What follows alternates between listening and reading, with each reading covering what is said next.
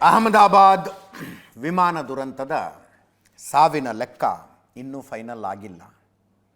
ಇಲ್ಲಿ ತನಕ 297 ಜನರ ಅಂಕಿ ಸಂಖ್ಯೆ ಸಿಗ್ತಾ ಇದೆ. 297 ವಿಮಾನದಲ್ಲಿದ್ದ ಪ್ರಯಾಣಿಕರ ಪೈಕಿ 229 ಜನ ಸತ್ತೋದ್ರು. 230 ಜನ ಇದ್ದರು. ಒಬ್ಬ ರಮೇಶ್ ಮಾತ್ರ ಬದುಕಿರೋದು, ಉಳಿದಿರೋದು 229 ಜನ. ಅವರು ಏರ್ ಇಂಡಿಯಾ 171 AI 171ನಲ್ಲಿ 12 ಜನ ಸ್ಟಾಫ್ ಇದ್ದದ್ದು ಟೋಟಲ್. 2 ಪೈಲಟ್ಗಳು, 10 ಜನ ಏರ್ ಹೋಸ್ಟೆಸ್ಗಳು, ಎಲ್ಲರೂ ಹೋದರು. ಅವರು 12 ಜನ, 229 ಪ್ಯಾಸೆಂಜರ್ಸು, 12 ಜನ ವಿಮಾನದ ಸಿಬ್ಬಂದಿ.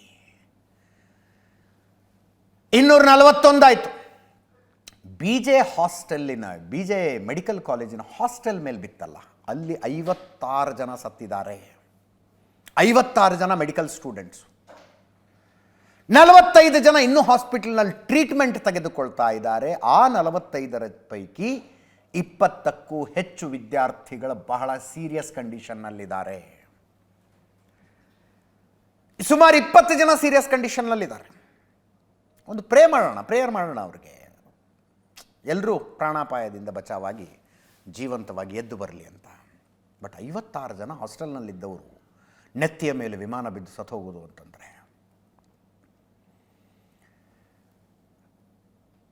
ಘಟನಾ ಸ್ಥಳದಿಂದ ಸುಟ್ಟು ಕರಕಲಾಗಿ ಬಿದ್ದಿದ್ದಂಥ ಶವಗಳ ದೃಶ್ಯಗಳ ಬಂದು ಕೆಲವನ್ನು ತೋರಿಸ್ಬೋದು, ಕೆಲವೊಂದು ತೋರಿಸೋದಕ್ಕಾಗದೇ ಇಲ್ಲ. ಮನೆಯವರು ಬಂದರೆ ಮನೆಯವರಿಗೂ ಗುರುತು ಹಿಡಿಯೋದಕ್ಕಾಗದೇ ಇರುವಂಥ ಸ್ಥಿತಿಯಲ್ಲಿದ್ದಾವೆ ಶವಗಳು. ಇಂಟ್ಯಾಕ್ಟ್ ಆಗಿರುವ ಶವಗಳ ಒಂದು ಕಥೆ ಆದರೆ, ಕೆಲವರು ಛಿದ್ರ ಆಗಿಬಿಟ್ಟಿರ್ತಾರೆ. ಶವಗಳನ್ನು ಎಣಿಸಿ ತಗೊಂಡು ಹೋಗೋದು ಒಂದು, ಮಾಂಸದ ತುಣುಕುಗಳನ್ನು ಎಣಿಸಿ ತಗೊಂಡು ಹೋಗೋದು ಇನ್ನೊಂದು. ಕೆಲವು ಘಟನಾ ದೃಶ್ಯಗಳನ್ನು ನಾನು ನೋಡಿದ್ದೀನಿ. ಎಲ್ಲೋ ಒಂದು ಕೈ ಸಿಗುತ್ತೆ, ಕಾಲು ಸಿಗುತ್ತೆ, ಸೊಂಟ ಸಿಗುತ್ತೆ, ಆ ರೀತಿಯಾಗಿ ನಡೆಯುತ್ತೆ. ಬಟ್ ಇಲ್ಲಿ ಒಂದು ರೆಸ್ಪಾನ್ಸಿಬಿಲಿಟಿ ಏನಿರುತ್ತೆ ಅಂದರೆ, DNA ಟೆಸ್ಟ್ ಮಾಡಿ ಅವರವರ ಕುಟುಂಬದವರಿಗೆ ಸರಿಯಾಗಿ ಅವರ ಶವವನ್ನು ಹ್ಯಾಂಡ್ ಓವರ್ ಮಾಡುವಂಥದ್ದು. ಅಹಮದಾಬಾದ್ ಸಿವಿಲ್ ಹಾಸ್ಪಿಟಲ್ನಲ್ಲಿ ಆ ಕೆಲಸ ನಡೀತಾ ಇದೆ. DNA ಸ್ಯಾಂಪಲ್ಗಳನ್ನು ತಗೊಂಡಿದ್ದಾರೆ. ರಿಪೋರ್ಟ್ ಬರೋದಕ್ಕೆ 72 ತಾಸು ಬೇಕು. ಆ ನಂತರ ಮೃತದೇಹಗಳನ್ನು ಹಸ್ತಾಂತರ. ಇಲ್ಲಿ ತನಕ 4 ಜನರದಷ್ಟೇ ಐಡೆಂಟಿಫೈ ಆಗಿರೋದು. ಆ 4 ಮೃತದೇಹಗಳನ್ನು ಅವರವರ ಕುಟುಂಬದವರಿಗೆ ಕೊಟ್ಟಿದ್ದಾರೆ. ಇಲ್ಲಿ ಮೃತದೇಹ ಐಡೆಂಟಿಫೈ ಮಾಡ್ಕೊಳ್ಳೋದಕ್ಕೆ ಏನು ಉಳಿದಿರೋದಿಲ್ಲರಿ. ಒಂದು ಬಾಡಿ ಅಂತ ಸಿಕ್ಕರೆ ಜನ ಜೇಬ್ ಚೆಕ್ ಮಾಡ್ತಾರೆ, ಪರ್ಸ್ನಲ್ಲಿ ಏನೋ ಒಂದು ಆಧಾರ್ ಕಾರ್ಡ್ ಸಿಗುತ್ತೆ, ಡ್ರೈವಿಂಗ್ ಲೈಸೆನ್ಸ್ ಸಿಗುತ್ತೆ, ಮೈ ಮೇಲೆ ಒಂದು ಹಚ್ಚೆ ಇರುತ್ತೆ, ಅಥವಾ ಹಾಕ್ಕೊಂಡಿರೋ ಬಟ್ಟೆ ನೋಡಿ ಗುರುತಿಸ್ತಾರೆ. ಏನು ಉಳಿದಿರುತ್ತಲ್ಲಿ? ಎಲ್ಲ ಸುಟ್ಟು ಅರೆಬೆಂದ ದೇಹ ಮಾತ್ರ ಉಳ್ಕೊಂಡಿರುವಾಗ ಆ ಬಾಡಿಯನ್ನು ಐಡೆಂಟಿಫೈ ಮಾಡುವಂಥದ್ದು ಏನೂ ಇರೋದಿಲ್ಲ. DNA ಟೆಸ್ಟ್ ಒಂದೇ ಮಾರ್ಗ. ದೇಹದ ಕೆಲವು ಅಂಗಗಳನ್ನು ತಗೊಳ್ತಾರೆ, ಅದನ್ನು ಅವರ ಮಕ್ಕಳು, ಮೊಮ್ಮಕ್ಕಳು, ಇಮ್ಮಿಡಿಯೇಟ್ ಫ್ಯಾಮಿಲಿ ಮೆಂಬರ್ಸ್ ಅಂತ ಏನಿರ್ತಾರಲ್ಲ, ಅವ್ರದ್ದು DNA ಸ್ಯಾಂಪಲ್ ತಗೊಂಡು ಮ್ಯಾಚ್ ಮಾಡ್ತಾರೆ. ಆವಾಗ ಐಡೆಂಟಿಫೈ ಆಗುತ್ತೆ. ಹಲ್ಲಿನಿಂದ ತೆಗೆದ್ರೆ ಬೇಗ ಐಡೆಂಟಿಫೈ ಆಗುತ್ತೆ ಅಂತ ಹೇಳ್ತಾರೆ. ಹಾಗೆ DNA ಸ್ಯಾಂಪಲ್ಗಳನ್ನು ತಗೊಂಡಿದ್ದಾರೆ. 72 ತಾಸು ಬೇಕು ರಿಪೋರ್ಟ್ ಬರೋದಕ್ಕೆ. ರಿಪೋರ್ಟ್ ಬಂದ ನಂತರ ಒಂದೊಂದಾಗಿ ಶವಗಳನ್ನು ಕೊಡ್ತಾರೆ. ಪ್ರಧಾನಿ ಮೋದಿ ಇವತ್ತು ಭೇಟಿ ಕೊಟ್ಟಿದ್ದರು. ನೆನ್ನೆ ಗೃಹ ಸಚಿವ ಅಮಿತ್ ಶಾ ಬಂದಿದ್ದರು. ಇವತ್ತು ಪ್ರಧಾನಿ ಮೋದಿ ಘಟನಾ ಸ್ಥಳಕ್ಕೆ ಭೇಟಿ ಕೊಟ್ಟಿದ್ದರು. ಮೇಘಾನಿ ನಗರ ಹಾಸ್ಟೆಲಿಗೆ ಬಂದಿದ್ದರು. ಅಲ್ಲಿ ಅಧಿಕಾರಿಗಳ ದುರಂತ ಹೆಂಗಾಯಿತು, ಏನಾಯಿತು, ಎಷ್ಟರ ಮಟ್ಟಿಗೆ ಡ್ಯಾಮೇಜ್ ಆಗಿದೆ ಎಲ್ಲವನ್ನು ವಿವರಿಸ್ತಾ ಇದ್ದರು. ರಾಮ್ ಮೋಹನ್ ನಾಯ್ಡು, ನಮ್ಮ ಏವಿಯೇಷನ್ ಮಿನಿಸ್ಟರ್, ಅವರ ಜೊತೆಗಿದ್ದರು. ಗುಜರಾತ್ನ ಮುಖ್ಯಮಂತ್ರಿ ಭೂಪೇಂದ್ರ ಪಟೇಲ್ ಇದ್ದರು. DGCಯದ ಅಧಿಕಾರಿಗಳಿದ್ದರು. ವಿಮಾನ ದುರಂತದ ವಿವರಣೆಯನ್ನು ಕೊಟ್ಟರು. ಇವತ್ತಿಗಾಗಲೇ ಜಾಗ ಒಂದು ಸ್ವಲ್ಪ ಕಂಟ್ರೋಲಿಗೆ ಸಿಕ್ಕಿರುತ್ತೆ. ನೆನ್ನೆ ಘಟನೆ ನಡೆದು ಹೊಗೆ ಹೇಳ್ತಾ ಇರುವ ಸಂದರ್ಭದಲ್ಲಿ, ಬೆಂಕಿ ಹತ್ಕೊಂಡು ಉರಿತಾ ಇರುವ ಸಂದರ್ಭದಲ್ಲಿ ಜನ ತಮಗೆ ತಿಳಿದಿದ್ದು ಮಾಡ್ತಾರೆ. ಬೆಂಕಿ, ಫೈರ್ ಬ್ರಿಗೇಡ್ನ ವಾಹನಗಳು ಬರ್ತವೆ, ಆ್ಯಂಬ್ಯುಲೆನ್ಸ್ಗಳು ಬರ್ತವೆ, ಜನ ನುಗ್ಗಿ ಬರ್ತಾರೆ, ಸಹಾಯ ಮಾಡಬೇಕು ಅನ್ನುವಂಥದ್ದು ಕೆಲವರ ಉದ್ದೇಶ. ಆದರೆ ಹತ್ತಿರದಿಂದ ಘಟನೆ ನಡೆದದ್ದನ್ನು ನೋಡಬೇಕು ಅನ್ನುವಂಥದ್ದು ಮತ್ತಾರದೋ ಉದ್ದೇಶ ಆಗಿರುತ್ತೆ. ಇವತ್ತಿಗಾಗಲೇ ಸರಿಯಾಗಿ ಕಾರ್ಡನ್ ಆಫ್ ಮಾಡಿದ್ದಾರೆ. ನಮ್ಮ ರಿಪೋರ್ಟರ್ ಶಶಿ ಬೆಳಗಿನ ಜಾವಕ್ಕೆ ರೀಚ್ ಆದರಲ್ಲಿ. ಅಷ್ಟೊತ್ತಿಗಾಗಲೇ ಬ್ಯಾರಿಕೇಡ್ಗಳನ್ನು ಹಾಕಿ ಘಟನೆ ನಡೆದ ಸ್ಥಳವನ್ನು ಸುರಕ್ಷಿತ ಮಾಡಿದ್ದಾರೆ. ಪ್ರಧಾನಿ ನರೇಂದ್ರ ಮೋದಿ ಘಟನೆ ನಡೆದ ಸ್ಥಳದಿಂದ ಈ ಗಾಯಾಳುಗಳೇನು ಅಡ್ಮಿಟ್ ಆಗಿದ್ರಲ್ಲ ಸಿವಿಲ್ ಹಾಸ್ಪಿಟ್ಲು, ಅಲ್ಲಿಗೆ ಹೋದರು. ಅವ್ರ ಜೊತೆಗೆ ಮಾತಾಡಿದ್ರು. ಗಾಯಾಳುಗಳು ಅಂದರೆ ದುರಂತದಲ್ಲಿ ಬದುಕುಳಿದಿರುವ ರಮೇಶ್ ಒಬ್ಬರೇ ವಿಮಾನದಲ್ಲಿದ್ದವರು ಬದುಕುಳಿದವರು. ಅವ್ರನ್ನ ಮಾತಾಡಿಸಿದ್ದು, ಜೊತೆಗೆ ಹಾಸ್ಟೆಲ್ನಲ್ಲಿದ್ದವರು ಕೆಲವರು ಗಾಯಗೊಂಡು ಬದುಕಿದಾರಲ್ಲ, ಇದೆ ರಮೇಶ್ ವಿಶ್ವಾಸ್.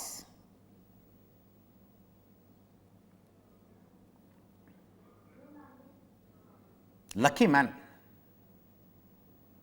ಆದರೆ ಜೀವನದುದ್ದಕ್ಕೂ ಈ ಟ್ರಾಮಾದೊಂದಿಗೆ ಬದುಕಬೇಕಾಗತ್ತೆ.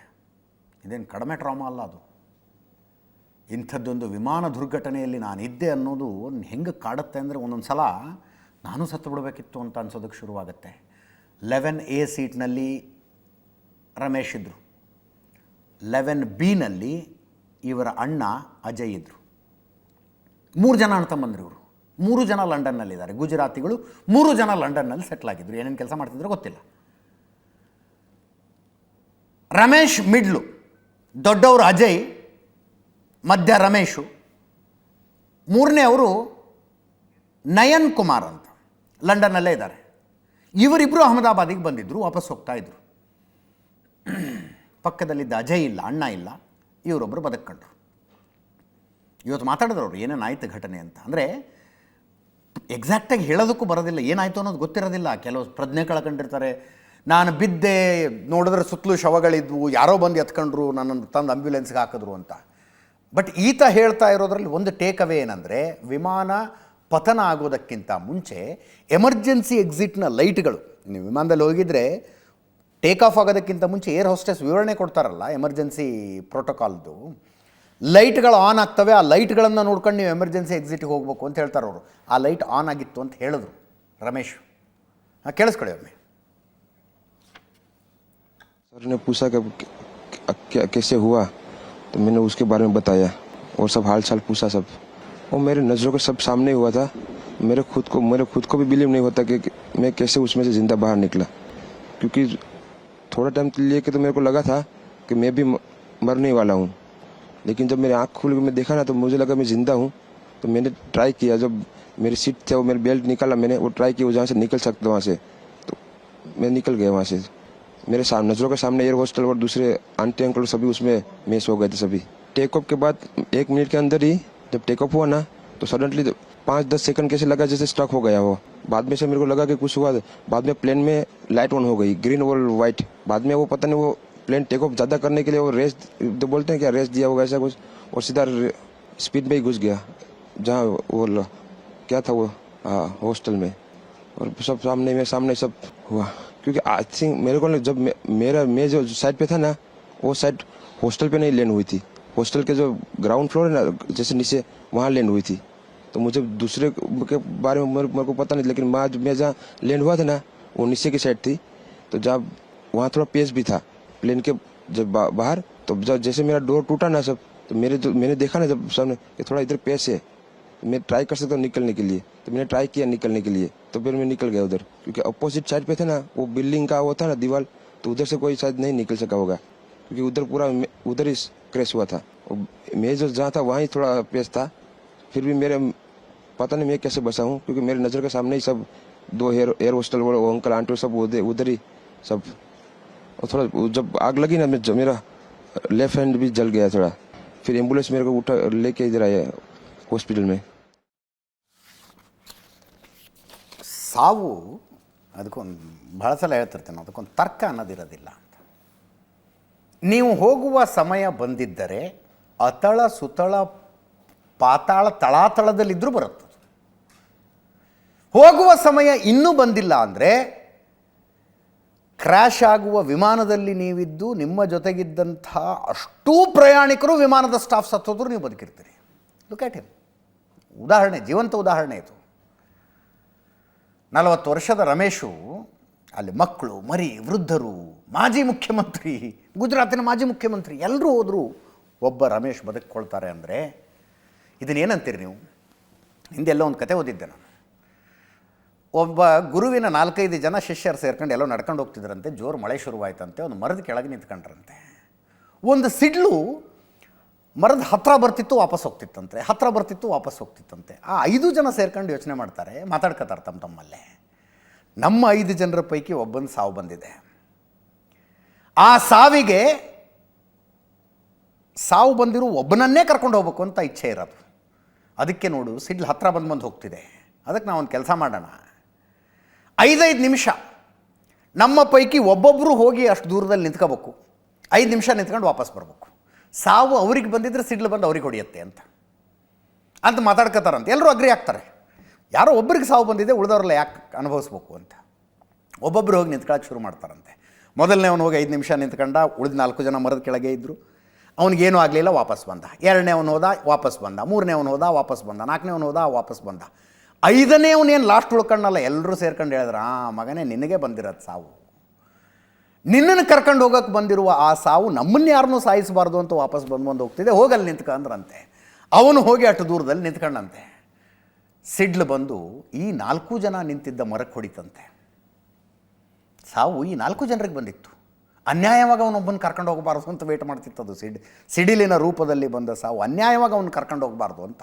ಅವನು ದೂರ ಹೋದ ಮೇಲೆ ಈ 4 ಜನ ನಿಂತಿದ್ದ ಮರಕ್ಕೆ ಹೊಡಿತು ಅಂತ. ಹಾಗೆ ಇದೆ ಈ ಕತೆ. ಈ ರೀತಿ ಗಾಯಾಳುಗಳನ್ನು ಮಾತನಾಡಿಸಿದ ನಂತರ ಸೀನ್ ಆಫ್ ಅಕರೆನ್ಸ್ಗೆ, ಘಟನೆ ನಡೆದಂಥ ಸ್ಥಳಕ್ಕೆ ಹೋದ ಮೋದಿ. ಆನಂತರ ಒಂದು ಸಭೆ ಮಾಡಿದ್ರು. ಸಭೆಯಲ್ಲಿ ಮುಖ್ಯಮಂತ್ರಿಗಳು, ಪೊಲೀಸ್ ಅಧಿಕಾರಿಗಳು, DGCN ಅಧಿಕಾರಿಗಳು ಎಲ್ಲರೂ ಇದ್ದರು. ವಿವರಗಳನ್ನು ತಗೊಂಡ್ರು ಅಷ್ಟೇ. ವಿಜಯ್ ರೂಪಾನಿ ಅವರ ಮನೆಗೆ ಹೋದರು. ಮಾಜಿ ಮುಖ್ಯಮಂತ್ರಿ, ಗುಜರಾತಿನ ಮಾಜಿ ಮುಖ್ಯಮಂತ್ರಿ, 2016ರಿಂದ 2021 ತನಕ ಗುಜರಾತ್ನ ಮುಖ್ಯಮಂತ್ರಿಯಾಗಿದ್ದರು. ನರೇಂದ್ರ ಮೋದಿಯವರು ಗುಡ್ ಫ್ರೆಂಡ್. ಆ್ಯಕ್ಚುಲಿ ನರೇಂದ್ರ ಮೋದಿಯವರಿಗೆ ಈಗ 74, ವಿಜಯ್ ರೂಪಾನಿ ಅವ್ರಿಗೆ 68. ರಾಜಕಾರಣದ ಆರಂಭದ ದಿನಗಳಿಂದಲೂ, ಸಂಘಟನೆಯ ಆರಂಭದ ದಿನಗಳಿಂದಲೂ ವಿಜಯ್ ರೂಪಾನಿ ಅವರನ್ನು ನೋಡ್ಕೊಂಡು ಬೆಳೆದವರು. RSSನಲ್ಲಿ ಒಟ್ಟಿಗೆ ಕೆಲಸ ಮಾಡಿದವರು. ವಿಜಯ್ ರೂಪಾನಿಯವರ ಮಗಳು ಲಂಡನ್ನಲ್ಲಿರ್ತಾರೆ. ವಿಜಯ್ ರೂಪಾನಿಯವರ ಪತ್ನಿ ಮಗಳ ಜೊತೆಗೆ ಹೋಗಿದ್ದರು. ಇವರು ನಾನು ಅಲ್ಲೇ ಬರ್ತೀನಿ, ಒಂದು ಸ್ವಲ್ಪ ದಿವಸ ಇದ್ದು ಒಟ್ಟಿಗೆ ವಾಪಸ್ ಬರೋಣ, ಗಂಡ ಹೆಂಡ್ತಿ ವಾಪಸ್ ಬರೋಣ ಅಂತ ಹೋಗ್ತಾಯಿದ್ರು. ವಿಜಯ್ ರೂಪಾನಿ ಅಲ್ಲಿ ಸಾವು ಕಾಯ್ತಾ ಇತ್ತು. ಇವ್ರದ್ದು ಗಾಡಿ ನಂಬರ್ ಏನೋ ಇದೆ ವಿಜಯ್ ರೂಪಾನಿ ಅವ್ರದ್ದು, 1206 ಅಂತೆ ಗಾಡಿ ನಂಬರ್ ಫಿಕ್ಸ್ ಅವ್ರದ್ದು. ವಿಜಯ್ ರೂಪಾನಿ ಅವರಿಗೆ ಸೇರಿದ ಎಲ್ಲ ವಾಹನಗಳಿಗೂ 1206 ನಂಬರೇ. ಏನೋ ಲಕ್ಕಿ ನಂಬರ್ ಇರಬೇಕು, ಅಥವಾ ಯಾರೋ ನ್ಯೂಮರಾಲಜಿಸ್ಟ್ ಹೇಳಿರ್ತಾರೆ. ಜೋರ್ ಚರ್ಚೆ. 12/6 ಗಾಡಿ ನಂಬರು. 12ನೇ ತಾರೀಕು 6ನೇ ತಿಂಗಳ ಆಕ್ಸಿಡೆಂಟ್ ಆಗಿ ತೀರ್ಕೊಂಡ್ರು ಅಂತ. 12ನೇ ತಾರೀಕು 6ನೇ ತಿಂಗಳಿಗೆ ಆಕ್ಸಿಡೆಂಟು. ಇದನ್ನೇನು ಕಾಕತಾಳೀಯ ಅಂತೀರೋ ಇನ್ನೇನಂತೀರೋ. ಏರ್ ಕ್ರಾಶ್ ಇನ್ವೆಸ್ಟಿಗೇಷನ್ ಶುರುವಾಗಿದೆ. ಬ್ಲ್ಯಾಕ್ ಬಾಕ್ಸ್ ಅಂತ ಜನರಲ್ ಟರ್ಮಿನಾಲಜಿಯಲ್ಲಿ ಮಾತಾಡ್ತೀವಿ. ಇವು ಪ್ರತಿ ವಿಮಾನದಲ್ಲೂ 2 ಇರ್ತವೆ. 2ರ ಪೈಕಿ 1 ಈಗ ಪತ್ತೆಯಾಗಿದೆ. 2ರ ಪೈಕಿ 1 NSG ಕಮಾಂಡೋಗಳು ಅದನ್ನು ಪತ್ತೆ ಹಚ್ಚಿ DGCA ಅವರು ಕೊಟ್ಟಿದ್ದಾರೆ. 2ರ ಪೈಕಿ 1 ಪತ್ತೆಯಾಗಿದೆ, ಇನ್ನೊಂದಕ್ಕೆ ಹುಡುಕಾಟ ನಡೀತಾ ಇದೆ. 2 ಇರ್ತವೆ. ಒಂದು ಫ್ಲೈಟ್ ಡೇಟಾ ರೆಕಾರ್ಡರ್, FDR ಅಂತ ಕರೀತಾರೆ. ಇನ್ನೊಂದು ಕಾಕ್ಪಿಟ್ನಲ್ಲಿರುವ, ಅಂದರೆ ಪೈಲಟ್ಗಳು ಕೂತ್ಕೊಂಡಿರ್ತಾರಲ್ಲ, ಅಲ್ಲಿಯ ಆಡಿಯೋ ರೆಕಾರ್ಡ್ ಮಾಡ್ಕೊಳ್ಳೋದಕ್ಕೆ ಇನ್ನೊಂದು ಡಿವೈಸ್ ಇರುತ್ತೆ. 2ರ ಪೈಕಿ 1 ಸಿಕ್ಕಿದೆ, ಇನ್ನೊಂದನ್ನು ಹುಡುಕಲಾಗ್ತಾ ಇದೆ. DGCAದವ್ರು ತಗೊಂಡು ಅದನ್ನು ಸರಿಯಾಗಿ ಸೀಲ್ ಮಾಡಿ ಅಮೆರಿಕಕ್ಕೆ ಕಳಿಸ್ತಾರೆ.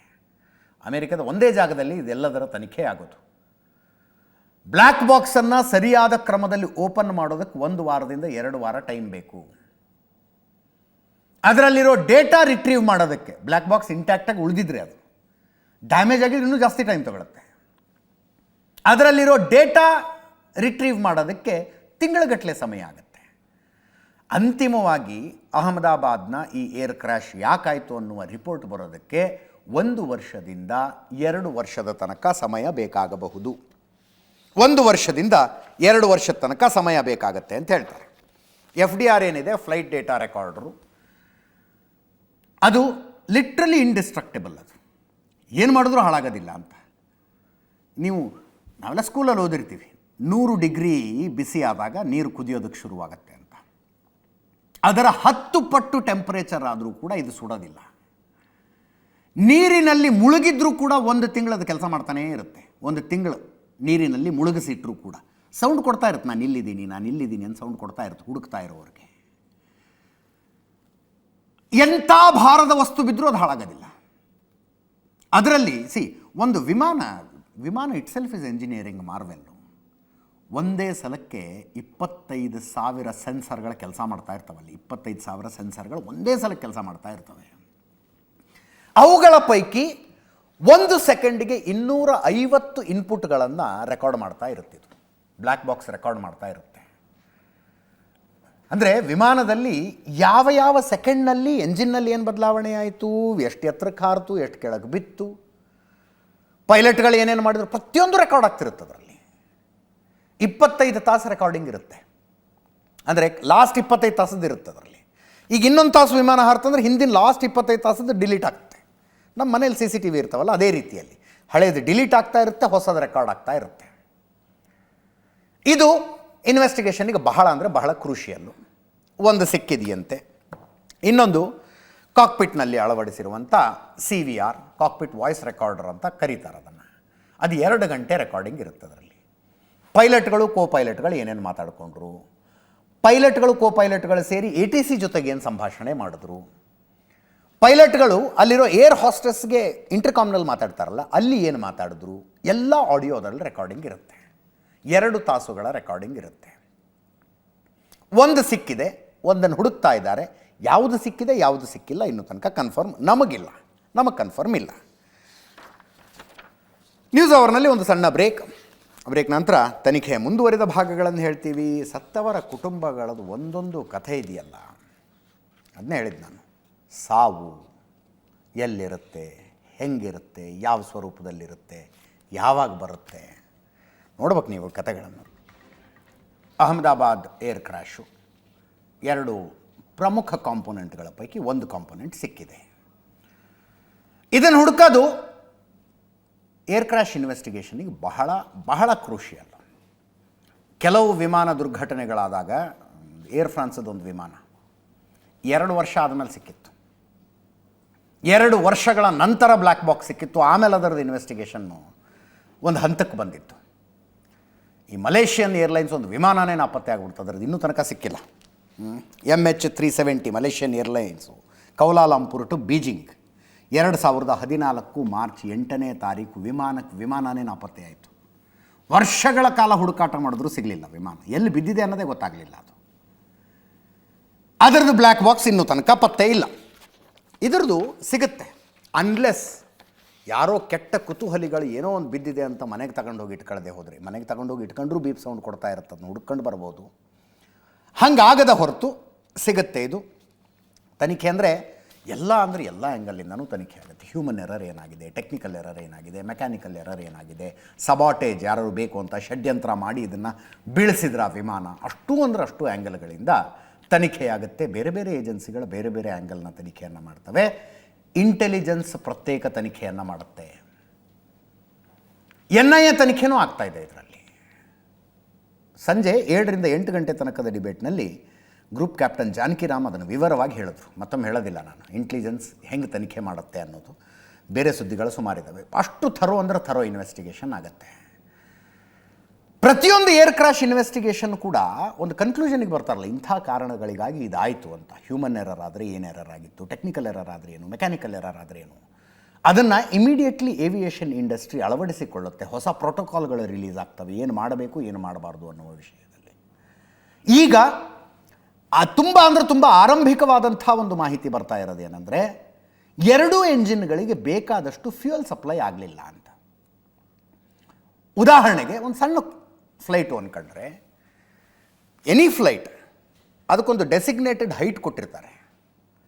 ಟೇಕ್ ಆಫ್ ಆಗಿ ಆ ಹೈಟನ್ನು ರೀಚ್ ಆಗಿ ತನ್ನ ಡೆಸ್ಟಿನೇಷನ್ ಬರೋ ತನಕ ಅದೇ ಹೈಟಲ್ಲಿ ಹೋಗ್ಬೇಕು. ಅದು ಬೇಕು ಅಂತ ಕೆಳಗೆ ಬಂದೆ, ಬೇಡ ಅಂತ ಮೇಲೆ ಹೋದೆ ಎಲ್ಲ ಮಾಡೋಂಗಿಲ್ಲ. ಅದೇ ಹೈಟ್ನಲ್ಲಿ ವಿಮಾನ ಹೋಗ್ತಿರ್ಬೇಕು. ನಾಗರಿಕ ವಿಮಾನಗಳು 30,000 25,000 ಅಷ್ಟು ಅಡಿ ಎತ್ತರದಲ್ಲಿ ಹಾರ್ತಾ ಇರ್ತವೆ. ಹಾಗೆ ಹಾರುವುದನ್ನು ಕ್ರೂಸಿಂಗ್ ಅಂತಾರೆ. ಆ ಕ್ರೂಸಿಂಗ್ ಟೈಮ್ನಲ್ಲಿ ಕಡಿಮೆ ಇಂಧನವನ್ನು ತಗೋತಾವು, ಪೆಟ್ರೋಲ್ ಕನ್ಸಂಪ್ಷನ್ ಕಡಿಮೆ ಇರುತ್ತಲ್ಲಿ. ಈ ಡ್ರೀಮ್ ಲೈನರ್ದೇ ಅನಿಸುತ್ತೆ. ಪೈಲಟ್ ಒಬ್ಬರು ಹೇಳ್ತಾ ಇದ್ರು, 1 ನಿಮಿಷಕ್ಕೆ 45 ಲೀಟರ್ ಪೆಟ್ರೋಲ್ ಬೇಕಿದ್ದಕ್ಕೆ ಅಂತ, 1 ನಿಮಿಷಕ್ಕೆ. ಆದರೆ ಟೇಕ್ ಆಫ್ ಆಗುವಾಗ, ಲ್ಯಾಂಡಿಂಗ್ ಆಗುವಾಗ 90 ಲೀಟರ್ ತನಕ ಬೇಕಾಗುತ್ತಂತೆ. ಡ್ರೀಮ್ ಲೈನರ್ದು ಹೇಳಿದ್ರು ಅಥವಾ ಇದಕ್ಕಿಂತ ಸಣ್ಣ ವಿಮಾನದ್ದು ಹೇಳಿದ್ರು ಗೊತ್ತಿಲ್ಲ, ಬಟ್ ಅಷ್ಟು ಹೇಳ್ತಾ ಇದ್ರು ಅವರು. 90 ಲೀಟ್ರ್ ಬೇಕು ಪೆಟ್ರೋಲು ಒಂದು ಇಂಜಿನ್ಗೆ ಅಂದರೆ ಅಷ್ಟು ಸಪ್ಲೈ ಅದಕ್ಕೆ ಆಗ್ತಿರಲಿಲ್ಲ. ಯಾಕೆ ಆಗ್ತಿರಲಿಲ್ಲ ಅನ್ನೋದು ತನಿಖೆಯ ಭಾಗ. ಮೋಟ್ರಿಂಗ್ ಸಿಸ್ಟಮ್ ಕೆಟ್ಟಿತ್ತಾ, ಅಥವಾ ಫ್ಯೂಯಲ್ ಕಂಟ್ಯಾಮಿನೇಷನ್ ಅಂತ ಕರೀತಾರಂತೆ, ಗುಣಮಟ್ಟದ ಅಲ್ಲದೇ ಇರುವಂಥ ಫ್ಯೂಯಲ್ ಇತ್ತಾ. ಗುಣಮಟ್ಟದ ಅಲ್ಲದೇ ಇರೋದು ಅಂದರೆ ಯಾವುದೋ ಪೆಟ್ರೋಲ್ ಬಂಕ್ನಲ್ಲಿ ಕಲಬೆರಕೆ ಮಾಡಿ ಹಾಕಿದ್ರು ಅನ್ನುವಂಥದ್ದನ್ನು ವಿಮಾನಕ್ಕೆ ಹಾಕೋದಕ್ಕಾಗೋದಿಲ್ಲ. ಪ್ರತಿ ವಿಮಾನಕ್ಕೂ ಪ್ರತಿ ಸಲ ಫ್ಯೂಯಲ್ ಹಾಕುವಾಗಲೂ ಅದು ಟೆಸ್ಟ್ ಆಗುತ್ತಂತೆ. ಪ್ರತಿ ಸಲವೂ ಆ ಟ್ಯಾಂಕರ್ ಬರುತ್ತಲ್ಲ ವಿಮಾನದ ರೆಕ್ಕೆಗಳ ಕೆಳಗೆ, ಹಾಕೋದಕ್ಕಿಂತ ಮುಂಚೆ ಅದರದ್ದು ಸ್ಯಾಂಪಲ್ ತೆಗೆದು ಅದನ್ನು ಟೆಸ್ಟ್ ಮಾಡಿ ನೋಡಿ ಪ್ಯೂರ್ ಇದೆ ಅಂತ ತೋರಿಸಿ ಸಿಬ್ಬಂದಿಗೆ ತೋರಿಸಿ ಕನ್ಫರ್ಮ್ ಮಾಡಿದ್ಮೇಲೆ ಹಾಕ್ತಾರೆ ಅದನ್ನು. ಕಲಬೆರಕೆ ಇಂಧನ ಹೋಗೋದಕ್ಕೆ ಸಾಧ್ಯ ಇಲ್ಲ. ಅಂದಮೇಲೆ ಇಂಧನ ಟ್ಯಾಂಕ್ನಲ್ಲಿ ಏನಾದರೂ ಹಾಕಿದ್ರಾ, ಸಬೋಟೇಜ್ ಆಗಿತ್ತಾ, ಷಡ್ಯಂತ್ರ ಆಗಿತ್ತಾ, ಇವೆಲ್ಲವೂ ಕೂಡ ತನಿಖೆಯ ಅಂಶಗಳು. ಆದರೆ ಒಂದು ಮಾತನ್ನು ಈ ಇಂಡಸ್ಟ್ರಿಯಲ್ಲಿ ಪಳಗಿರುವವರೆಲ್ಲರೂ ಒಪ್ಪಿಕೊಳ್ತಾರೆ, ಏಕಕಾಲಕ್ಕೆ 2 ಎಂಜಿನ್ಗಳ ಫೇಲ್ ಆಗೋದು ಅದು ನಿಯರ್ ಇಂಪಾಸಿಬಿಲಿಟಿ ಅಂತ. ಸಾಧ್ಯನೇ ಇಲ್ಲದೆ ಇರೋದು ಅದು 2 ಇಂಜಿನ್ ಫೇಲ್ ಆಗೋದು. ಹಂಗಿದ್ರಲ್ಲಿ ಆಗಿತ್ತಾ? ತನಿಖೆಯಿಂದ ಹೊರಗೆ ಬರಬೇಕು. ಅಕಸ್ಮಾತ್ ಒಂದೇ ಇಂಜಿನ್ ಫೇಲ್ ಆಗಿದ್ದರೆ ಪೈಲಟ್ ಸುರಕ್ಷಿತವಾಗಿ ವಿಮಾನವನ್ನು ಮೇಲೆ ತಗೊಂಡು ಹೋಗಿ ಮತ್ತೆ ವಾಪಸ್ ತಂದು ಲ್ಯಾಂಡ್ ಮಾಡ್ತಾಯಿದ್ರು. ಒಂದು ಎಂಜಿನ್ ಮಾತ್ರ ಫೇಲ್ ಆಗಿದ್ದರೆ. ಒಂದೇ ಎಂಜಿನ್ ಫೇಲ್ ಆಗಿದ್ದರೆ ಯಾವ ಕಡೆ ಎಂಜಿನ್ ಫೇಲ್ ಆಗಿರುತ್ತೋ ಅದರ ವಿರುದ್ಧ ದಿಕ್ಕಿಗೆ ವಿಮಾನ ಡ್ರಿಫ್ಟ್ ಆಗೋದಕ್ಕೆ ಶುರುವಾಗುತ್ತಂತೆ. ಸ್ವಲ್ಪ ಹೊತ್ತು ಆ ಕಡೆ ಎಳ್ಕೊಂಡು ಹೋಗುತ್ತಂತೆ. ಹಾಗಾಗಿಲ್ಲ ಇದರಲ್ಲಿ. ನೇರವಾಗಿ ಹೋಗುತ್ತೆ, ನೇರವಾಗಿ ಕೆಳಗೆ ಬಿಡುತ್ತೆ. 2 ಇಂಜಿನ್ಗಳಿಗೆ ಬರ್ಡ್ ಹಿಟ್ ಏನಾದ್ರು ಆಗಿತ್ತೋ, ಹಕ್ಕಿಗಳ ಡಿಕ್ಕಿ ಹೊಡೆದಿದ್ವಾ, ಅದು ತನಿಖೆಯಲ್ಲಿ ಹೊರಗೆ ಬರಬೇಕು. ಪೈಲಟ್ ಹೇಳ್ತಾರಲ್ಲ ಹಕ್ಕಿಗಳ ಡಿಕ್ಕಿ ಹೊಡೆದಿದೆ ಅಥವಾ ಏನೋ ಒಂದು ಆಗಿದೆ ಅಂತ. ಮೇಡೆ ಅಂತ ಘೋಷಣೆ ಮಾಡೋದಕ್ಕಿಂತ ಮುಂಚೆ ಸಮಸ್ಯೆ ಏನಾಗಿದೆ ಅಂತ ಹೇಳಿರ್ಲಿಕ್ಕೂ ಸಾಕು, ಹೇಳಿರಬಹುದು. ಅದು ಆಡಿಯೋ ರೆಕಾರ್ಡಿಂಗ್ನಲ್ಲಿ ಸಿಗುತ್ತೆ. ಡೇ ಅಂತ ಘೋಷಣೆ ಮಾಡಿದ ಮೇಲೆ ಪರಿಸ್ಥಿತಿ ನನ್ನ ಕೈ ಮೀರಿದೆ ಅಂತ ಹೇಳ್ದಂಗೆ ಅವರು, ನೀವೆಲ್ಲ ಎಮರ್ಜೆನ್ಸಿಗೆ ರೆಡಿ ಮಾಡ್ಕೊಳ್ಳಿ, ಫೈರ್ ಎಂಜಿನಿಗೆ ಹೇಳಿ, ಆಂಬ್ಯುಲೆನ್ಸ್ಗಳಿಗೆ ಹೇಳಿ, ಪರಿಸ್ಥಿತಿ ನನ್ನ ಕೈ ಮೀರಿದೆ ಅಂತ ಹೇಳ್ದಂಗೆ ಮೇಡೆ ಅನ್ನುವಂಥ ಸಂದೇಶ ಏನಾದರೂ ATSಗೆ ಬಂದರೆ ಅದೆಲ್ಲವನ್ನು ಇನ್ವೆಸ್ಟಿಗೇಷನ್ ಮಾಡಲಾಗತ್ತೆ. ಈ ವಿಮಾನ ದಿಲ್ಲಿಯಿಂದ ಅಹಮದಾಬಾದಿಗೆ ಬಂತು, ಅಹಮದಾಬಾದ್ನಿಂದ ಲಂಡನ್ನಿಗೆ ಹೋಗಬೇಕಾಗಿತ್ತು. ದಿಲ್ಲಿಯಿಂದ ಅಹಮದಾಬಾದಿನ ತನಕ ಮಾತ್ರ ಟಿಕೆಟ್ ಬುಕ್ ಮಾಡಿ ಅಲ್ಲಿಗೆ ಬಂದು ಇಳಿದಂಥ ಒಬ್ಬ ಪ್ಯಾಸೆಂಜರ್, ವಿಮಾನ ಇಳಿದು ಬಂದ್ಬಿಟ್ರು ಅವರು ಒಂದು ವಿಡಿಯೋ ಮಾಡ್ಕೊಂಡಿದ್ರು. ವಿಮಾನದಲ್ಲಿ ನೋಡಿ AC ವರ್ಕ್ ಆಗ್ತಿಲ್ಲ, ಸೆಕೆ ಆಗ್ತಾ ಇದೆ, ಎಲ್ಲರೂ ಗಾಳಿ ಹೊಡ್ಕೊಂಡು ಕೂತ್ಕೊಂಡಿದ್ದಾರೆ. ಏರ್ ಹಾಸ್ಟೆಸ್ನ ಕರೆಯೋದಕ್ಕೆ ಮೇಲ್ಗಡೆ ಒಂದು ಲೈಟ್ ಇರುತ್ತೆ, ಬಟನ್ ಒತ್ತಿರೋ ಲೈಟ್ ಆನ್ ಆಗ್ತಾ ಇಲ್ಲ, ಶಬ್ದ ಬರ್ತಿಲ್ಲ, ಏರ್ ಹಾಸ್ಟೆಸ್ನ ಕರೆಯೋದಕ್ಕಾಗ್ತಾ ಇಲ್ಲ. ಇಂಟರ್ನ್ಯಾಷನಲ್ ಫ್ಲೈಟ್ಗಳಲ್ಲಿ ವಿಮಾನಕ್ಕೆ ಎದುರುಗಡೆ ಒಂದು ಸ್ಕ್ರೀನ್ ಇರುತ್ತೆ, ಎಂಟರ್ಟೈನ್ಮೆಂಟ್ ಸ್ಕ್ರೀನು, ಟಚ್ ಸ್ಕ್ರೀನ್, ಅದು ವರ್ಕ್ ಆಗ್ತಿಲ್ಲ. ವಿಡಿಯೋ ಮಾಡಿ ಹಾಕಿದ್ರು ಅವರು, ಈ ವಿಮಾನ ಸರಿ ಇಲ್ಲ ಅಂತ. ಸರಿ ಇಲ್ಲ ಅನ್ನುವಂಥದ್ದು ಕೇವಲ ವಿಮಾನದಲ್ಲಿನ ಫೆಸಿಲಿಟಿಗಳಿಗೆ ಸಂಬಂಧಪಟ್ಟಿದ್ದ ಅಥವಾ ಎಂಜಿನ್ಗೂ ಸಂಬಂಧಪಟ್ಟಿದ್ದ, ವಿ ಡೋಂಟ್ ನೋ. ಆಕಾಶ್ ವತ್ಸ ಅಂತ ಒಬ್ಬ ಪ್ರಯಾಣಿಕ, ಕೇಳಿಸ್ಕೊಳ್ಳಿ ಅವ್ರು ಮಾತಾಡೋದು. AC is not working. Look at everyone, and it's so many people they are using these magazines. AC is not working at all. And as usual, your TV screens are also not working. Neither this button for calling the cabin crew. Nothing is working. Nothing. Not even the light is working. See. Is this what you are providing? And as usual, that is why Air India is considered as one of the worst airlines in the world. AC is still not working, and today it is very, very, very hot in Delhi. And we are here for the last 15 minutes. Nothing happened. Remote isn't working. Nothing is working. I don't know. ಇನ್ನು ವಿಮಾನದಲ್ಲಿ ಮೃತಪಟ್ಟ 229 ಪ್ರಯಾಣಿಕರ ಪೈಕಿ ಕೆಲವು ಕುಟುಂಬನೇ ಖಾಂದಾನೆ ಉಳಿದಿಲ್ಲ. ಪ್ರತೀಕ್ ಜೋಶಿ ಅಂತ doctor, ಬೆಳಗಾವಿಯಲ್ಲಿ MBBS ಮಾಡಿದ ಡಾಕ್ಟ್ರು. ಬೆಳಗಾವಿಯ JNMCಯಲ್ಲಿ KLIG ಇನ್ಸ್ಟಿಟ್ಯೂಷನ್ನ JNMCಯಲ್ಲಿ MBBS ಮಾಡಿದ್ರು ಅವರು. ಮಾಡಿ ಆಮೇಲೆ MD ಮುಗಿಸ್ಕೊಂಡು ಲಂಡನ್ನಲ್ಲಿ ಸೆಟ್ಲ್ ಆಗಿದ್ರು ಹೋಗಿ. ತುಂಬ ಜನ ಡಾಕ್ಟ್ರುಗಳು ಮಾಡ್ತಾರೆ ಅದನ್ನು. ಯುರೋಪಿಯನ್ ಕಂಟ್ರಿಗಳಲ್ಲಿ ಒಂದು ಕಡೆ ಹೋಗಿ ವೀಸಾ ತಗೊಂಡು ಸೆಟ್ಲಾಗಿ ಒಂದು ಕ್ಲಿನಿಕ್ ಓಪನ್ ಮಾಡಿ ಅಥವಾ ಎಲ್ಲೊಂದು ಜಾಬ್ ಸೇರಿಕೊಂಡು ಒಂದು ಮನೆ ಮಾಡಿ ಎಲ್ಲ ಆದಮೇಲೆ ಹೆಂಡತಿ ಮಕ್ಕಳನ್ನ ಕರೆಸ್ಕೊತಾರೆ. ಪ್ರತೀಕ್ ಜೋಶಿ, ಡಾಕ್ಟರ್ ಪ್ರತೀಕ್ ಜೋಶಿ, ಇವ್ರದ್ದು ಅದೇ ಪ್ಲ್ಯಾನ್ ಇತ್ತು. ಎಲ್ಲ ಸೆಟ್ಲ್ ಆಯ್ತಲ್ಲಿ. ಆಯ್ತಲ್ಲ, ಇನ್ನು ಹೆಂಡತಿ ಮಕ್ಕಳನ್ನ ಕರೆಸಿಕೊಳ್ಳುವುದಕ್ಕೆ ಸರಿಯಾದ ಸಮಯ ಅಂತ ನಿರ್ಧಾರ ಮಾಡಿದರು. ಅವರ ವೈಫ್ ಕೂಡ ಡಾಕ್ಟರೇ, ಡಾಕ್ಟರ್ ಕೋಮಿ ವ್ಯಾಸ್ ಅಂತ, ಉದಯ್ಪುರದಲ್ಲಿ ಜಾಬ್ ಮಾಡ್ತಾಯಿದ್ರು ಇವರು. ಎಲ್ಲ ಫೈನಲ್ ಆದಮೇಲೆ ಡಾಕ್ಟರ್ ಕೋಮಿ ವ್ಯಾಸ್ ಹೆಂಡತಿ ರಿಸೈನ್ ಮಾಡಿದ್ರು ತಮ್ಮ ಜಾಬ್ಗೆ. ಎಲ್ರಿಗೂ ಹೇಳ್ಕೊಂಬಂದರು, ಇಲ್ಲ ನಾವು ಲಂಡನ್ನಿಗೆ ಸೆಟ್ಲ್ ಆಗ್ತಿದ್ದೀವಿ. ಗಂಡ ಅಲ್ಲಿ ಹೋಗಿದ್ರು, ನಾವು ಅಲ್ಲಿ ಹೋಗಿ ಅವ್ರನ್ನ ಜಾಯ್ನ್ ಆಗ್ತೀವಿ, ಲಂಡನ್ನಿಗೆ ಶಿಫ್ಟ್ ಆಗ್ತಿದ್ದೀವಿ ಅಂತ ಎಲ್ರಿಗೂ ಹೇಳ್ಕೊಂಬಂದರು. ಸಂಬಂಧಿಕರ ಮನೆಗಳಿಗೆಲ್ಲ ಹೋದರು. ಹೆಂಡತಿ ಮಕ್ಕಳನ್ನ ಕರ್ಕೊಂಡು ಹೋಗೋದಲ್ಲ, ದೊಡ್ಡ ಸಂಭ್ರಮದೊಂದಿಗೆ ಡಾಕ್ಟರ್ ಪ್ರತೀಕ್ ಜೋಶಿ ವಾಪಸ್ ಬಂದಿದ್ರು ಇಲ್ಲಿಗೆ. ರಾಜಸ್ಥಾನದ ಬನ್ಸ್ವಾರ ಜಿಲ್ಲೆಯವರು ಇವರು, ಪ್ರತೀಕ್ ಜೋಶಿ ಫ್ಯಾಮಿಲಿ. ಎಲ್ಲರಿಗೂ ಹೇಳಿ, ಸಂಬಂಧಿಕರನ್ನೆಲ್ಲ ಭೇಟಿಯಾಗಿ ಹತ್ತಿದ್ರು ವಿಮಾನ. ಲಾಸ್ಟ್ ಸೆಲ್ಫಿ ಇದು, 3 ಜನ ಮಕ್ಕಳ ಜೊತೆಗೆ. ಪ್ರತೀಕ್ ಜೋಶಿ, ಡಾಕ್ಟರ್ ಕೋಮಿ ವ್ಯಾಸ್, ಪ್ರದ್ಯುತ್, ಮಿರಾಯಾ ಮತ್ತು ನಕುಲ್ ಅನ್ನುವ 3 ಜನ ಮಕ್ಕಳ ಜೊತೆಗೆ ವಿಮಾನ ಹತ್ತಿದ್ರು. It became the last selfie. ಇಡೀ ಕುಟುಂಬ, ಗಂಡ ಹೆಂಡತಿ 3 ಜನ ಮಕ್ಕಳು, ಇನ್ನಿಲ್ಲ. ಇನ್ನೊಂದು ದುರಂತ, ಗಂಡ ಹೆಂಡತಿ ಇಬ್ಬರು ಲಂಡನ್ನಲ್ಲಿ ಸೆಟ್ಲ್ ಆಗಿದ್ರು. ಅವ್ರಿಗೆ 2 ಜನ ಮಕ್ಕಳು, ಇಡೀ ಕುಟುಂಬ ಲಂಡನ್ನಲ್ಲಿತ್ತು. ಹೆಂಡತಿ ಅನಾರೋಗ್ಯದಿಂದ ಲಂಡನ್ನಲ್ಲಿ ತೀರ್ಕೊಂಡ್ಬಿಡ್ತಾರೆ. ಆಕೆ ಬೆಡ್ ಮೇಲಿದ್ದಾಗ ಅರ್ಜುನ್ ಪಟೋಲಿಯಾ ಅವರ ಪತ್ನಿ ಇವರು. 1 ವಾರದ ಹಿಂದೆ ಡೆತ್ ಆಗುತ್ತೆ ಇವ್ರದ್ದು ಲಂಡನ್ನಲ್ಲಿ. ಬೆಡ್ ಮೇಲಿದ್ದಾಗ ಗಂಡನ ಹತ್ರ ಕೈ ಮೇಲೆ ಕೈ ಹಾಕಿಸ್ಕೊಂಡು ಪ್ರಮಾಣ ಮಾಡಿಸ್ಕೊಂಡಿದ್ರಂತೆ, ನನ್ನ ಹೆಣ ಇಂಡಿಯಾಕ್ಕೆ ತಗೊಂಡು ಹೋಗಿ ಬರ್ನ್ ಮಾಡೋದಕ್ಕಾಗೋದಿಲ್ಲ, ಕ್ರಿಮೇಷನ್ ಮಾಡೋದಕ್ಕಾಗೋದಿಲ್ಲ, ಹೆಣ ಇಲ್ಲೇ ಸುಡಿ ಪರವಾಗಿಲ್ಲ, ಬಟ್ ನನ್ನ ಅಸ್ಥಿಯನ್ನು ನೀವು ಭಾರತಕ್ಕೆ ತಗೊಂಡು ಹೋಗಬೇಕು, ಫುಲ್ ನದಿಯಲ್ಲೇ ವಿಸರ್ಜನೆ ಮಾಡಬೇಕು ಅಂತ ಹೆಂಡತಿ ತನ್ನ ಕೊನೆ ಆಸೆ ಹೇಳ್ಕೊಂಡಿದ್ರು. ಕೊನೆ ಆಸೆ. ಸತ್ತ ಮೇಲೆ ಹೆಂಡತಿಯ ಅಂತ್ಯ ಸಂಸ್ಕಾರ ಮಾಡಿ ಗಂಡ ಹೆಂಡತಿಯ ಅಸ್ಥಿ ವಿಸರ್ಜನೆ ಮಾಡಬೇಕು ಅಂತ ಬಂದರು ಫುಲ್ ನದಿಯಲ್ಲಿ.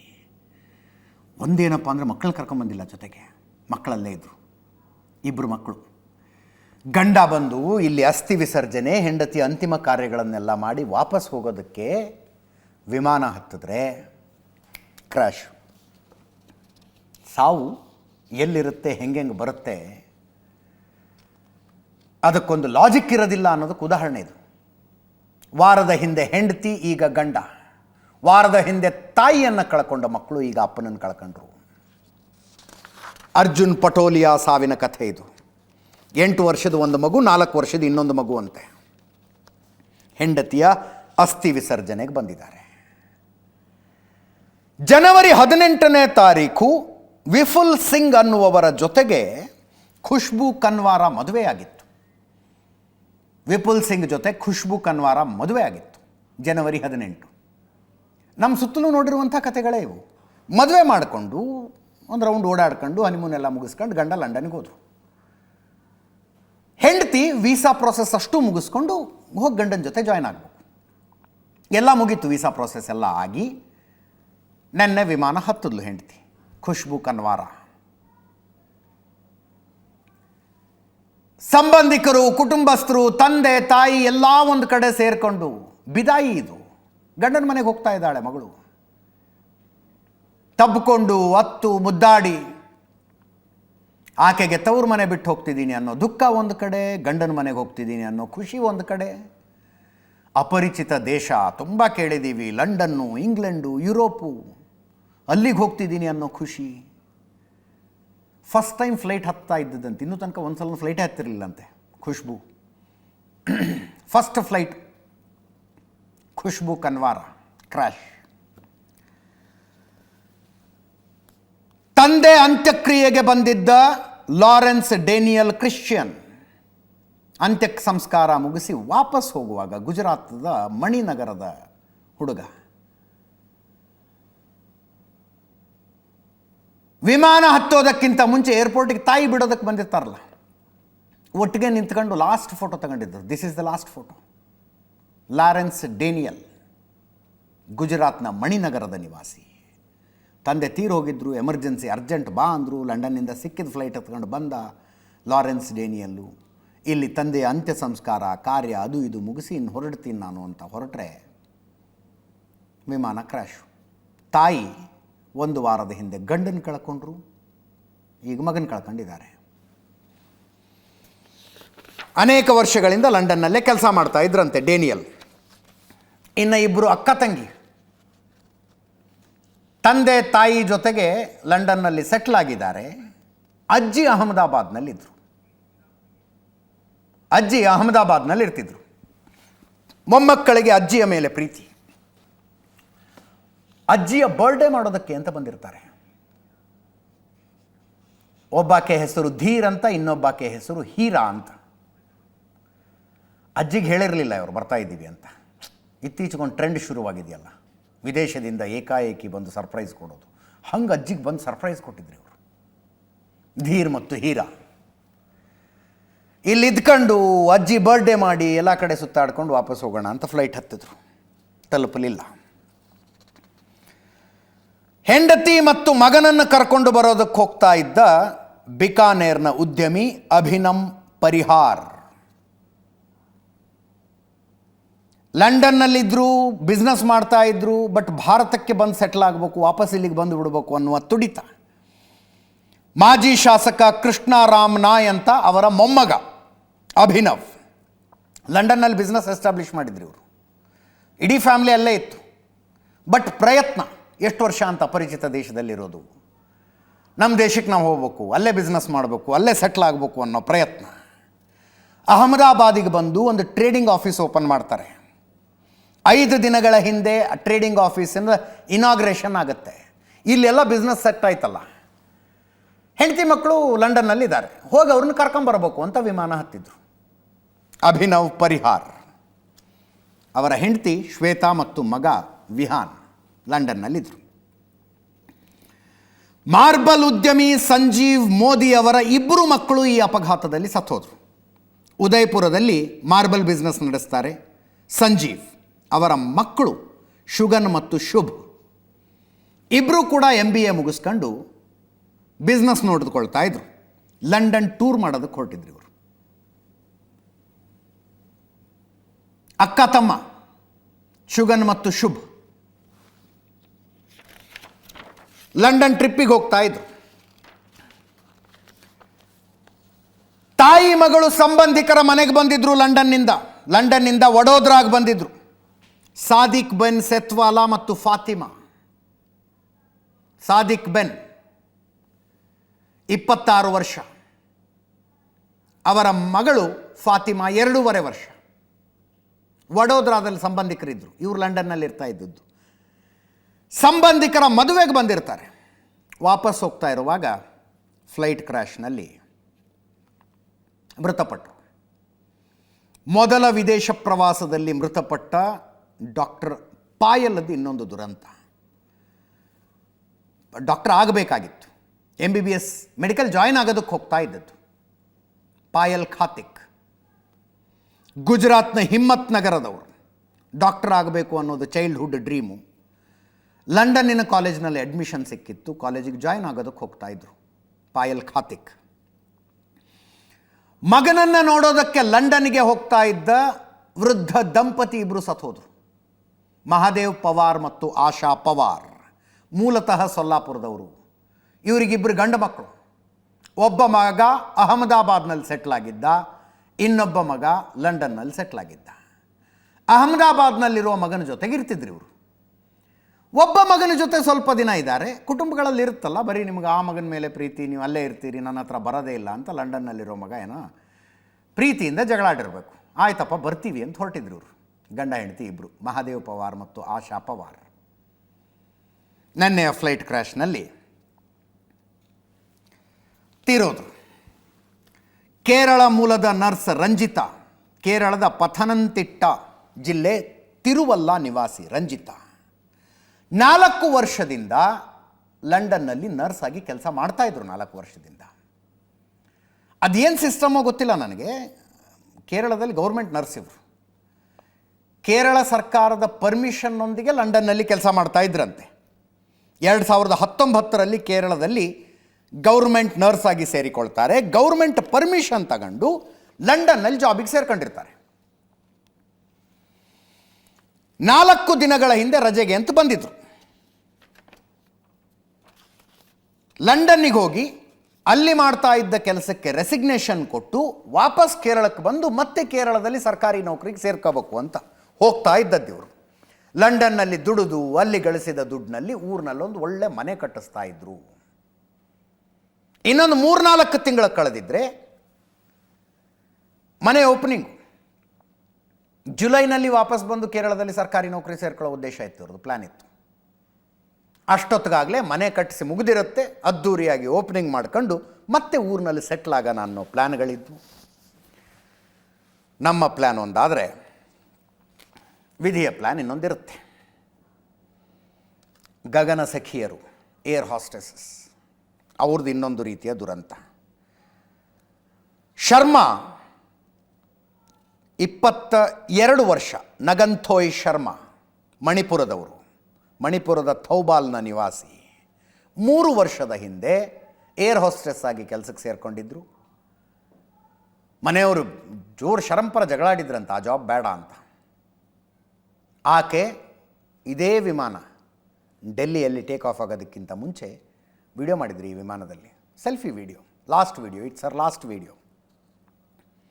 ನಗಂಥೋಯ್ ಶರ್ಮಾ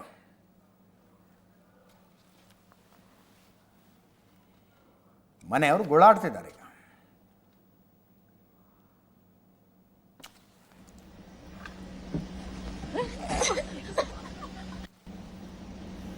ಇವ್ರದ್ದು ಹಿಂಗಾದರೆ 52 ಜನ ಬ್ರಿಟಿಷರ್ಸ್ ತೀರೋಗಿದಾರಲ್ಲ, ಅವ್ರದ್ದು ಒಬ್ಬೊಬ್ಬರು ಮನೆಯವ್ರದ್ದು ಒಂದೊಂದು ಗೋಳಿನ ಕಥೆ. ಆಧ್ಯಾತ್ಮಿಕ ಜೋಡಿ ಒಂದು ಬಂದಿತ್ತು. ಜಮಿ ಮಿಕ್ ಮತ್ತು ಫಿಯಾನ್ ಅಂತ ಇಬ್ಬರ ಹೆಸರು. ದೇ ಆರ್ ಹೋಮೋಸೆಕ್ಷುವಲ್, ಸಲಿಂಗಿ ಜೋಡಿ. ಅದು 2022ರಲ್ಲಿ ಮದುವೆ ಮಾಡ್ಕೊಂಡಿದ್ರು ಇಬ್ಬರು. 10 ದಿನ ಭಾರತದ ಪ್ರವಾಸ ಮಾಡಿದ್ರು. ಹೋಗುವಾಗ ಒಂದು ವಿಡಿಯೋ ಮಾಡ್ತಾರೆ, ಬಾಯ್ ಬಾಯ್ ಇಂಡಿಯಾ ಅಂತ. ಬಾಯ್ ಬಾಯ್ ವರ್ಲ್ಡ್ ಆಗಿಬಿಡ್ತದೆ, ಬಾಯ್ ಬಾಯ್ ಜಗತ್ತು ಆಗಿಬಿಡ್ತು. ಆಧ್ಯಾತ್ಮದ ಬಗ್ಗೆ ವಿಪರೀತ ಒಲವಿತ್ತು. ಇಬ್ಬರು ಸೇರ್ಕೊಂಡು ಏರ್ಪೋರ್ಟ್ನಲ್ಲಿ ಕೂತ್ಕೊಂಡು ಒಂದು ವಿಡಿಯೋ ಮಾಡ್ತಾರೆ. ಈ 10 ದಿನಗಳ ಪ್ರವಾಸದಲ್ಲಿ ಏನು ಕಲ್ತ್ಕೊಂಡ್ವಿ ಅಂದರೆ, ಒಬ್ಬ ಹೇಳ್ತಾನೆ, ಎಂಥ ಸಂದರ್ಭದಲ್ಲೂ ಪೇಷನ್ಸ್ ಕಳ್ಕೋಬಾರ್ದು ಅನ್ನುವ ಪಾಠ ಕಲ್ಕೊಂಡು ಭಾರತದಿಂದ ಹೋಗ್ತಾ ಇದ್ದೀವಿ ಅಂತ. ಕೇಳಿಸ್ಕೊಳ್ಳಿ ಒಮ್ಮೆ. We are at the airport, just boarding. Goodbye, India. Goodbye. Thank you. 10-hour flight back to England.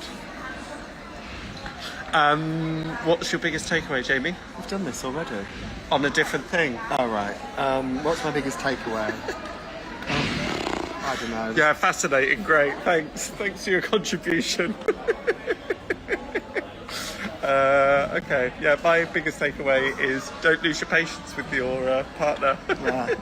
You're already starting to. You've already snapped at me while we're having chai at the airport. You see, you've learnt nothing. Going back happily calm. We are at the airport, just boarding. Goodbye, India. Goodbye. Thank you. 10-hour flight back. ನೋಡಿ, ಇದೆಲ್ಲ ಸತ್ತವ್ರ ದುರಂತ. ಬದುಕುಳಿದಿರುವ ರಮೇಶ್ದು ಒಂದು ಕಥೆ. ಏರ್ಪೋರ್ಟಿಗೆ ಲೇಟಾಗಿ reach ಆಗಿ gate close ಆಗಿದೆ, ನಿಮ್ಮನ್ನು ಒಳಗೆ ಬಿಡೋದಿಲ್ಲ, ನೀವು ವಾಪಸ್ ಹೋಗ್ಬೇಕು ಅಂತ ಹೇಳಿಸ್ಕೊಂಡು ಬಂದಿರ್ತಾರಲ್ಲ, ಭೂಮಿ ಚೌಹಾಣ್. ಗಂಡ ಲಂಡನ್ನಲ್ಲಿದ್ದರು, ಜಾಯ್ನ್ ಆಗೋದಕ್ಕೆ ಹೋಗ್ಬೇಕಾಗಿತ್ತು ಇವರು.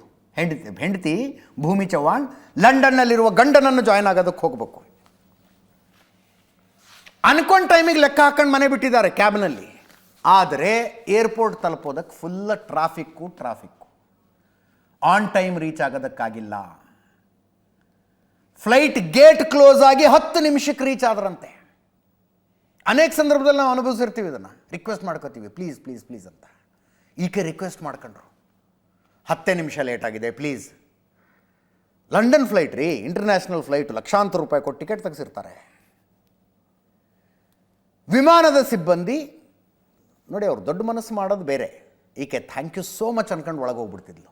ಹೋಗಿದ್ರೆ ಹೋಗೆ. ವಿಮಾನದ ಸಿಬ್ಬಂದಿ ನಥಿಂಗ್ ಡೂಯಿಂಗ್, ನಿಮ್ಮನ್ನು ಒಳಗೆ ಬಿಡೋಕ್ಕೆ ಸಾಧ್ಯನೇ ಇಲ್ಲ ಅಂದಿದ್ದಾರೆ. ಈಕೆ ರಿಕ್ವೆಸ್ಟ್ ಮಾಡ್ಕೊಂಡು, ಪ್ರೊಸೆಸ್ ಇರುತ್ತಲ್ಲ, ನೀವು ಚೆಕ್ ಇನ್ ಮಾಡ್ಕೊಂಡು ಒಳಗೆ ಹೋಗಿದಾಗ ಹೊರಗೆ ಬರೋದಕ್ಕೊಂದು ಪ್ರೊಸೆಸ್ ಇರುತ್ತೆ. ಇನ್ನೇನು ಮಾಡೋಕ್ಕಾಗೋದಿಲ್ಲ ಅಂತ ಗಂಡಂಗೆ ಫೋನ್ ಮಾಡಿ ಹೇಳಿದ್ರೆ, ಗಂಡ ಬಾಯಿಗೆ ಬಂದಂಗೆ ಬೈದ್ರಂತೆ. ನಿಮ್ಗೆ ಹೆಣ್ಮಕ್ಳಿಗೆ ಟೈಮ್ ಸೆನ್ಸ್ ಇರೋದಿಲ್ಲ, ಬೈದಿರ್ತಾರಲ್ಲ, ಟೈಮ್ ಸೆನ್ಸ್ ಇರೋದಿಲ್ಲ, 10 ನಿಮಿಷ ಮುಂಚೆ ಬರೋದಕ್ಕೆ ಏನಾಗಿತ್ತು ನಿನಗೆ, ಅಷ್ಟು ಕೊಟ್ಟು ದುಡ್ಡು ಕೊಟ್ಟು ಟಿಕೆಟ್ ಬುಕ್ ಮಾಡಿಸಿದ್ವಿ, ಏನು ನಿಮಗೆ ದುಡ್ಡಿನ ಬೆಲೆ, ಎಲ್ಲ ಬೈದಿರ್ತಾರೆ. ಪಾಪ ಗಂಡನ ಹತ್ರ ಬೈಸ್ಕೊಂಡು ದುಃಖ ಪಟ್ಕೊಂಡು ಹೊರಗೆ ಬರೋದಕ್ಕೊಂದು ಪ್ರಾಸೆಸ್ ಇರುತ್ತೆ ಚೆಕ್ ಇನ್ ಆದಮೇಲೆ. ಅಷ್ಟು ಪ್ರಾಸೆಸ್ ಮುಗಿಸ್ಕೊಂಡು ಲಗೇಜನ್ನು ಮತ್ತೆ ಕಾರ್ಗೆ ಹಾಕ್ಕೊಂಡು ನಡ್ರಪ್ಪ ಇನ್ನು ಮನೆಗೆ ಅಂದರೆ ಹೋಗ್ತಾ ಇದ್ದಾರೆ ಕಾರ್ನಲ್ಲಿ, ಅಲ್ಲಿ ಬಿತ್ತಂತೆ ವಿಮಾನ. ಹೋಗ್ತಾ ಇದ್ದಾರೆ ಕಾರ್ನಲ್ಲಿ, ವಿಮಾನ ಬಿತ್ತಲ್ಲಿ. ನನಗೆ ಫೈನಲ್ ಡೆಸ್ಟಿನೇಷನ್ ಸಿನಿಮಾ ನೆನಪಾಯ್ತು ಇವ್ರದ್ದು ಕಥೆ ಕೇಳಿ. ಇದನ್ನೇನಂತೀರಿ ಕೇಳಿಸ್ಕೊಳ್ಳಿ, ಭೂಮಿ ಚವ್ಹಾಣ್ ಮಾತಾಡಿರೋದು. कल एक्चुअली मैं वापस लंदन जा रही थी और मेरी फ़्लाइट का टाइम था 1:10 का, तो हमें पहुंचते थोड़ा 12:20 हो चुकी थी और 12:10 को एयर इंडिया वालों ने चेक इन और सब कुछ करना बंद कर दिया था. मैं वहां पे चेक इन के गेट पे पहुंचने के बाद मैंने उनसे रिक्वेस्ट भी किया कि अभी 10 मिनट ही थोड़ा लेट हुआ है तो मुझे जाने दो, जो भी इमिग्रेशन और वो होगा मैं फटाफट से सब क्लियर कर दूँगी. लेकिन उन्होंने और वो उनकी सीनियर स्टाफ भी आए थे, उन सबसे मैंने रिक्वेस्ट की, लेकिन वो तीनों जन ने मुझे वापस ही भेज दिया कि नहीं मैडम अभी 10 मिनट की आपकी लेट की वजह से हम लोग को और 15 मिनट लेट हो सकता है. तो फिर इसलिए मुझे रिटर्न होना पड़ा था. अहमदाबाद का थोड़ा ट्रैफिक, हम लोग ये सिटी एरिया में थोड़ा एंटर हो चुके थे तो उस वजह से थोड़ा हमको लेट हुआ था. जब पता चला तब हम ऑलमोस्ट एयरपोर्ट से तो घर के लिए निकल चुके थे और हम लोग गाड़ी में ही थे और तभी हमने न्यूज़ देखा कि ऐसा प्लेन क्रैश हुआ है. और at the time I was feeling totally num and एक तरह से अच्छा मैं अपने भगवान का थोड़ा माता जी का और सब शुक्रिया कर रही थी कि मैं बच गई. लेकिन दूसरी साइड ये भी था कि ये जो इंसिडेंट हुआ है वो बहुत ही थोड़ा टेरिफाइड. कल ಭೂಮಿ ಚವ್ಹಾಣ್ರ ಸಾವಲ್ಲಿ ಇರಲಿಲ್ಲ ಅಷ್ಟೇ.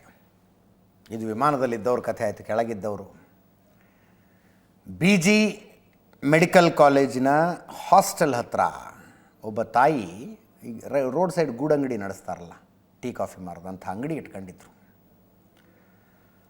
ಮಗ ಮಧ್ಯಾಹ್ನ ತಾಯಿಗೆ ಊಟ ಕೊಡಬೇಕು ಅಂತ ಬಾಕ್ಸ್ ತಗೊಂಬಂದಿದ್ದಾನೆ. 14 ವರ್ಷದ ಮಗ ಆಕಾಶ್.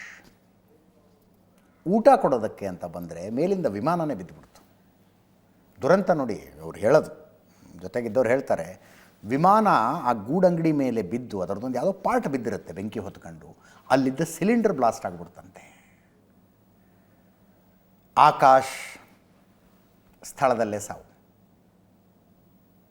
ತಾಯಿಗೆ ಊಟ ಕೊಡೋದಕ್ಕೆ ಬಂದ ಮಗು. ಆತ ಜೀವನದಲ್ಲಿ ವಿಮಾನವನ್ನು ಹಾರುವಾಗ ನೋಡಿರ್ತಾನಷ್ಟೇ ಮೇಲಿಂದ. ಕನಸು ಕಂಡಿರ್ತಾನೆ ನಾನು ಒಂದು ದಿವಸ ವಿಮಾನದಲ್ಲಿ ಹೋಗ್ಬೇಕು ಅಂತ. 14 ವರ್ಷದ ಮಗ ಸ್ಥಳದಲ್ಲೇ ಸಾವು. ಅವ್ರ ತಾಯಿ ಓಡ್ಕೊಂಡು ಬರ್ತಾ ಇರೋದು ಒಂದು ದೃಶ್ಯ ಇದೆ, ಹೊಗೆಯ ಮಧ್ಯದಲ್ಲಿ ಓಡ್ಕೊಂಡು ಬರ್ತಾ ಇರೋದು. ಇವತ್ತು ನಾನು ಇಂಟ್ರಡಕ್ಷನ್ನಲ್ಲೇ ಹೇಳಿದೆ, ನಾವು ಈ ವಿಮಾನದ ಬಗ್ಗೆ ಮಾತಾಡ್ತಿದ್ರೆ ಅಲ್ಲಿ ಇಸ್ರೇಲು ತನ್ನ ಯುದ್ಧ ವಿಮಾನಗಳ ಮೂಲಕ ಇರಾನ್ನಲ್ಲೊಂದು ದೀಪಾವಳಿನೇ ಮಾಡಿಬಿಟ್ಟಿದೆ. ಡೀಟೇಲಾಗಿ ಹೇಳಬೇಕಾಗಿತ್ತು, ಬಟ್ ಟೈಮ್ ಸಾಕಾಗಲಿಲ್ಲ. ಇವತ್ತು 200 ಯುದ್ಧ ವಿಮಾನ. ಸೇಮ್ ಮೊನ್ನೆ ಯುಕ್ರೇನ್ನವ್ರು ರಷ್ಯಾದಲ್ಲಿ ಏನು ಮಾಡಿದ್ರಲ್ಲ, ಮೊದಲೇ ತಮ್ಮದೊಂದು ತಂಡವನ್ನು ಶತ್ರು ದೇಶದೊಳಗೆ ಕಳಿಸಿ ಅಲ್ಲಿ ಎಲ್ಲ ಸಿಸ್ಟಮ್ ಎಸ್ಟಾಬ್ಲಿಷ್ ಮಾಡಿ ಖಾಸಗಿ ವಾಹನಗಳಲ್ಲಿ ಡ್ರೋನ್ಗಳನ್ನು ಫಿಕ್ಸ್ ಮಾಡಿ ಅದನ್ನೇ ಇಸ್ರೇಲ್ ಇರಾನ್ನಲ್ಲಿ ಮಾಡಿದೆ. ಶತ್ರು ದೇಶ ಇರಾನ್ನಲ್ಲಿ ಇಸ್ರೇಲಿನ ದೊಡ್ಡದೊಂದು ಟೀಮ್ ಹಾಜರಿತ್ತು, ಎಲ್ಲ ಮಾಡಿದ್ರು. ಇವರು ಒಳಗಿದ್ದಂಥವರು ಡ್ರೋನ್ಗಳ ಮೂಲಕ ಅಲ್ಲಿನ ಏರ್ ಬೇಸು, ಮಿಲಿಟರಿ ಬೇಸು, ಹಿರಿಯ ಸೇನಾಧಿಕಾರಿಗಳ ಮನೆಗಳು, ಅವರ ಅಣುಬಾಂಬ್ ತಯಾರಿಸ್ತಾ ಇದ್ದಂಥ ಲ್ಯಾಬೊರೇಟರಿಗಳ ಮೇಲೆ ದಾಳಿ ಮಾಡಿದ್ರೆ ಅದೇ ಟೈಮ್ಗೆ ಇಸ್ರೇಲ್ನಿಂದ ಹೊಡೆಯೋಕ್ಕೆ ಶುರು ಮಾಡಿದ್ರು. CDS ಸತ್ತೋಗಿದ್ದಾರೆ, ಇರಾನಿನ CDS ಏರ್ಫೋರ್ಸ್ ಚೀಫ್ ಸತ್ತೋಗಿದ್ದಾರೆ. ನೋಡೋಣ, ನಾಳೆ ಡೀಟೇಲಾಗಿ ಹೇಳೋದಕ್ಕೆ ಸಾಧ್ಯ ಆದರೆ ಡೀಟೇಲಾಗಿ ಇದನ್ನು ಹೇಳ್ತೀನಿ. ಇದರೊಂದಿಗೆ ಇವತ್ತಿನ ನ್ಯೂಸ್ ಅವರ್ ಮುಗಿಸ್ತಾ ಇದ್ದೀನಿ. ನೇರ ದಿಟ್ಟ ನಿರಂತರ ಸುದ್ದಿಗಾಗಿ ನೋಡ್ತಾ ಇರಿ ಏಷ್ಯಾನೆಟ್ ಸುವರ್ಣ ನ್ಯೂಸ್.